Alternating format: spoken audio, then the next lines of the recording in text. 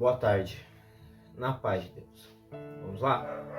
Mais um dia de meditações, 2 Tessalonicenses capítulo 2. Vamos fazer mais uma análise, de um capítulo das Sagradas Escrituras. Quero só deixar muito bem claro, o nosso intuito aqui não é trazer nenhum ponto teológico para esclarecimento de todos. Temas polêmicos, dependendo do que for, eu prefiro deixar a sua escolha sobre o que crer, se não for questão salvífica. Como nós estamos falando em Tessalonicenses, nós falaremos um pouco sobre a vinda de Cristo.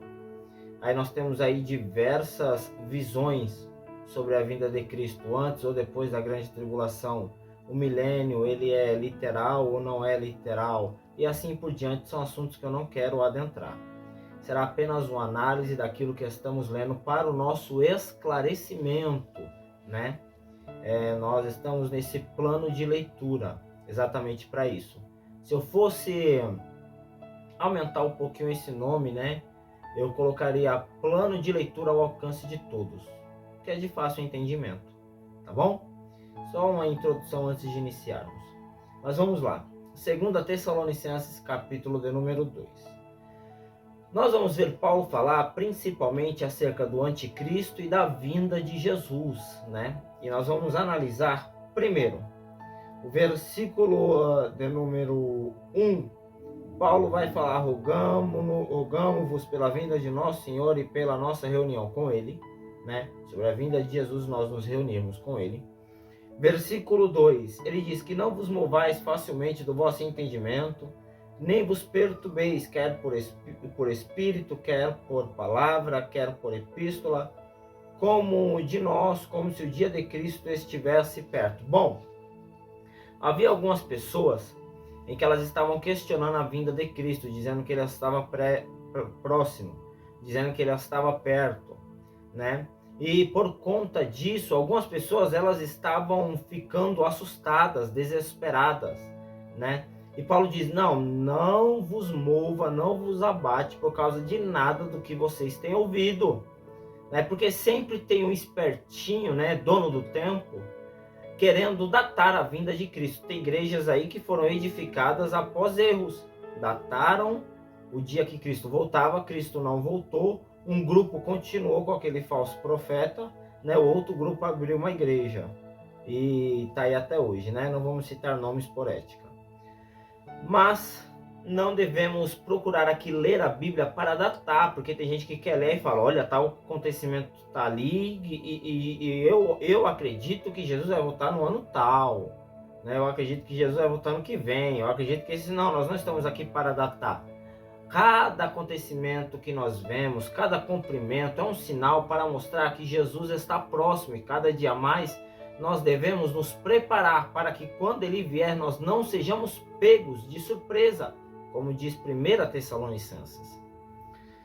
Paulo diz: não venham se mover por causa disso, se abalar por causa disso, porque haverá alguns sinais, Paulo deixa claro, vai haver alguns sinais.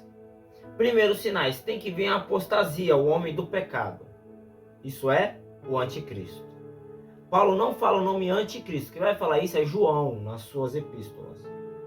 Só que Paulo ele está deixando claro a apostasia, O homem do pecado, o filho da perdição, é o anticristo. Primeiro sinal, antes da vinda de Cristo, tem que ter a manifestação do anticristo. Esse é um dos sinais.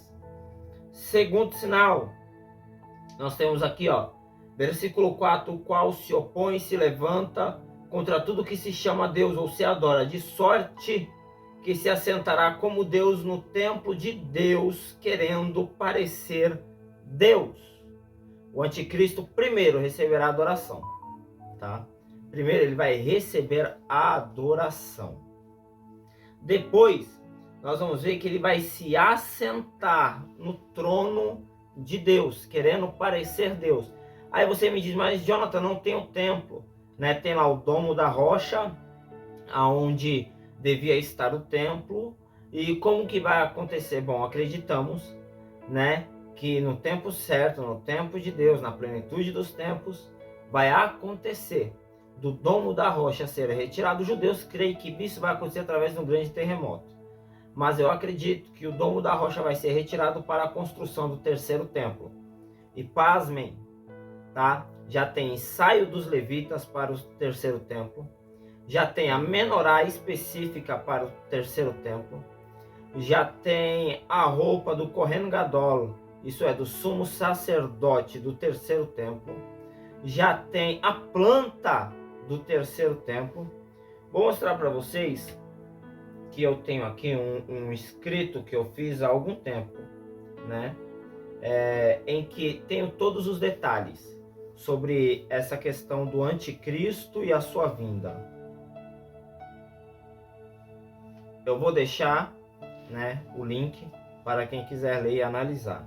Mas ele vai se assentar no trono de Deus. E falta pouco para ser construído o terceiro templo. Só liberação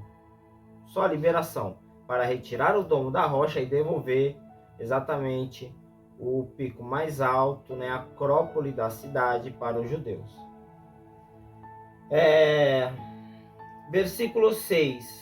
E agora vós sabeis o que o detém, para que a seu próprio tempo seja manifesto. Aí o versículo 7. Somente há um que agora resiste, até que do meio seja tirado. Tá? Aqui nós temos 2 pontos, 2 interpretações. Tá? Eu vou aqui pegar uma delas.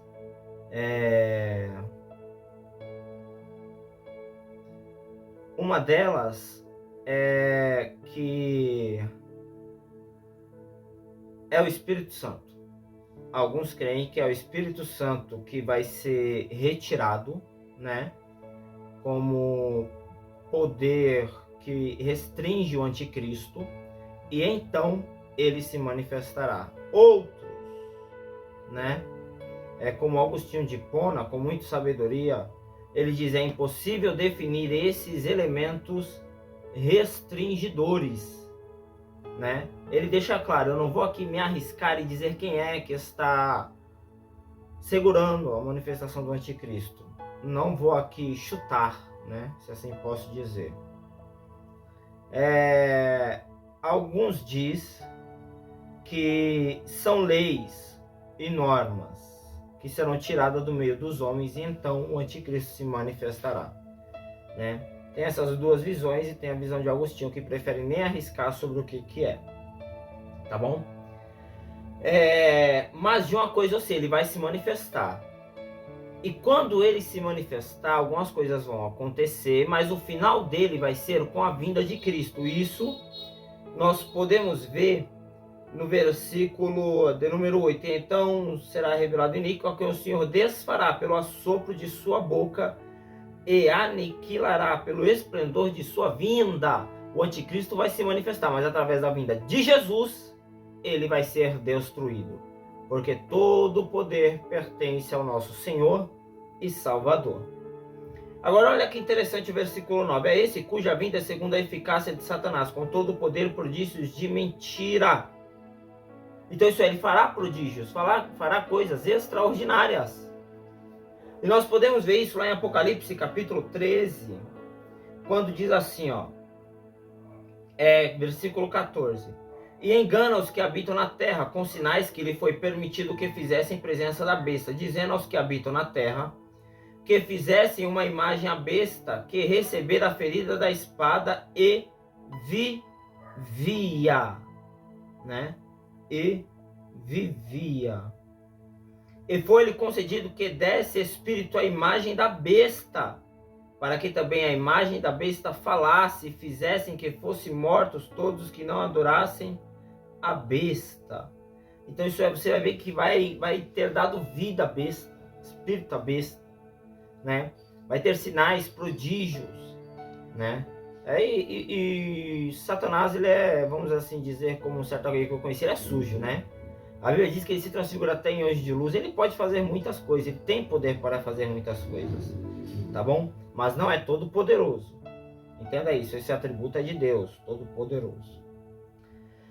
Só que no versículo 11, nós vamos ver uma coisa aqui, ó, versículo 11 e 12. O castigo para aqueles que não creem será exatamente estar sob o domínio do anticristo, sofrendo.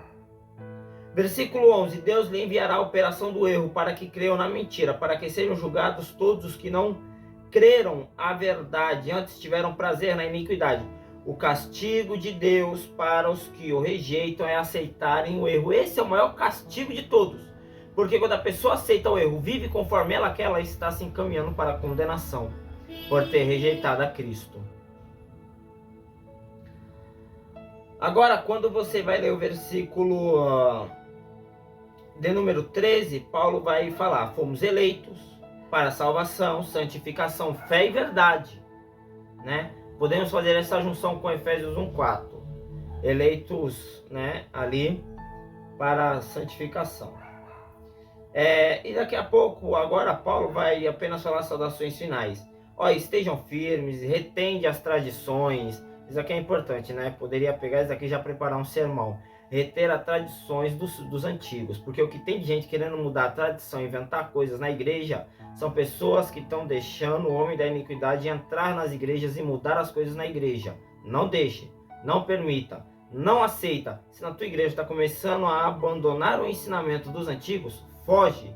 Começando a acrescentar coisa nova, não tem nada a ver. Não é assim. Corre, tá? Retém as tradições que vos foram ensinadas. Tá bom? Aí depois Paulo apenas vai dar as saudações finais no versículo 16 e 17. Essa é a nossa meditação de hoje. Deus abençoe.